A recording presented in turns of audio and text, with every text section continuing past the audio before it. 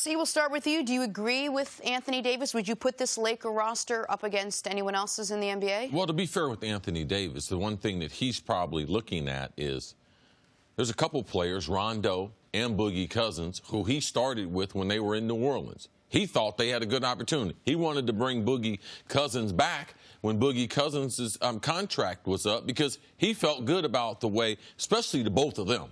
Both of them had spectacular seasons together.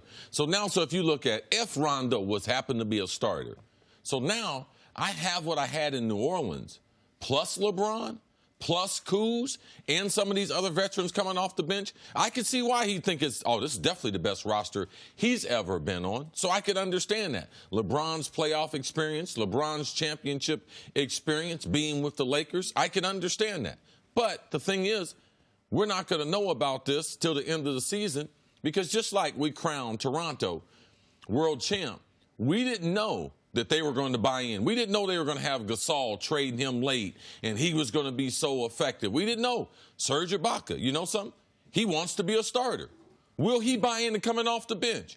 Oh, he did it. And he did it well, providing leadership for them, too, with that second unit. So they have an opportunity. But this is about winning games, it's about championship. It's not about who's the best on paper. And they're going to have to get a number of veteran players to buy in to the team concept and what is best for the Lakers. Then they have the chance to fight for a championship. And whoever wins the championship is the best team. They're not giving out no paper champs for, who's the best team on paper. And when Anthony Davis says 1 through 14, the best roster is not determined by 1 through 14. It's really 1 through 8, sometimes 1 through 7. Because in the playoffs, that's as many guys as you're going to play real minutes. And to Chris's point, once you get past the top 6 guys 7, sometimes guys 7 and 8, are guys that are not currently on the roster. Marc Gasol was one of the 4 most important Raptors. He was not on the roster at the beginning of the year. We know the Lakers,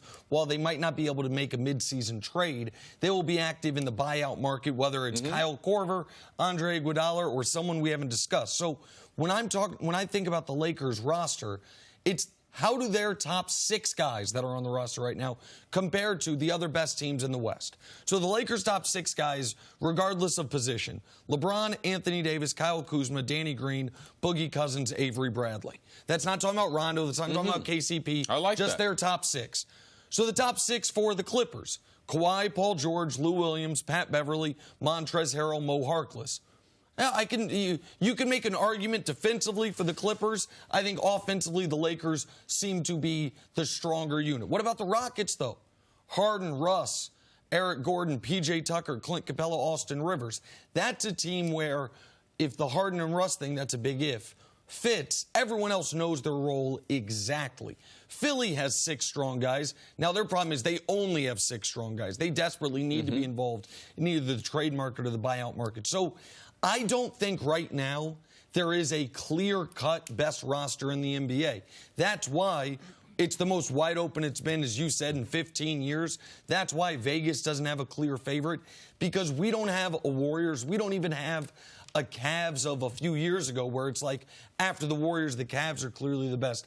There's, to me, 5 teams in the Lakers, Clippers, Rockets, Sixers, and Bucks you can make a really strong case for. And then there's the Jazz and the Nuggets who are saying, don't forget about us. We really do go 10 people deep. So that's when you got a quarter of the league that I think if we did Family Feud style, you would get at least some votes for. That's where it's this wide open. But the Lakers roster, what it does have, if people know their roles, is, I believe, the most upside of any roster in basketball. Because definitely Denver, Utah, they're going to play more of a team concept. Yes. And you know those teams are going to buy in. Portland, on the outside of that, they're going to have big buy-in from their roster because of their leadership there. So I thought you brought up some great points as far as who's going to buy in. And the rest of that roster might not in the playoffs, but it will help you get through an 82-game schedule. Well, that rest of the roster, just real quick, that is why even if you don't have Denver or Utah, teams such as those winning the title, those teams are going to be the most likely to have the path to the title go through their stadiums.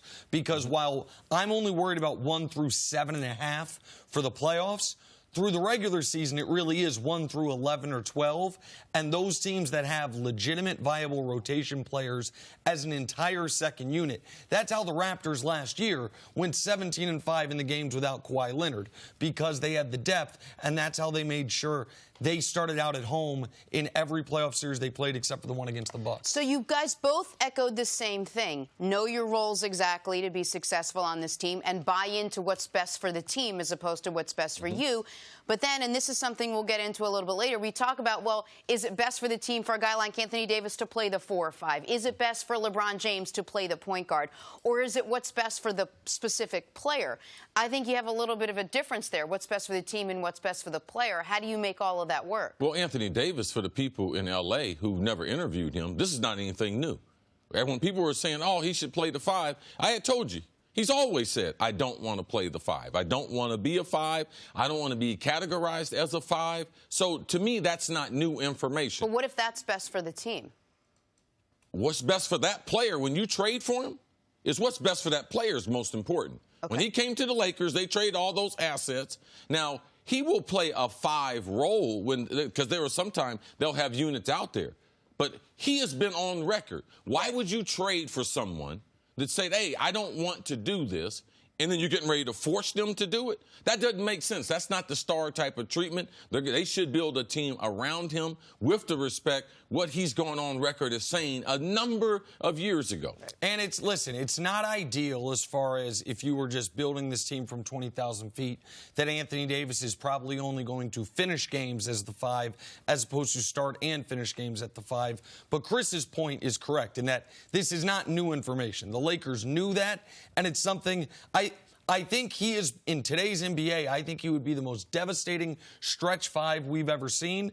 But he only wants to do that in very select roles, in spot minutes, similar to what I would say. LeBron should play in the post. I've been saying that for years. But he won't play in the post. Why? Because he doesn't want to. The best lineup for the Lakers is honestly probably Anthony Davis at the 5 and LeBron at the 4.